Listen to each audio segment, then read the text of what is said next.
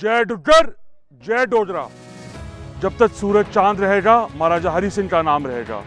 महाराजा हरि सिंह अमर रहें। मैं डुग्गर प्रदेश के वासियों के भरोसे पे ये कह सकता हूँ कि महाराजा साहब के जन्म दिवस अपने आप में एक इतिहास, यानी 23 सितंबर दोपहर 12 बजे सतवारी चौथ से उनके महल हरि निवास भारी से भारी संख्या, जो लाखों की तादाद में होगी, महाराजा साहब के 124वें जन्म दिवस की रैली सारी रिकॉर्ड तोड़ देगी और ये रैली नहीं रेला होएगा। मैं डुग्गर स्वाभिमान संगठन को बधाई और आश्वासन देना चाहता हूँ कि डुग्गर प्रदेश के हित के लिए जो संघर्ष कर रहे हैं, मैं उनके हर कदम पर साथ दूंगा।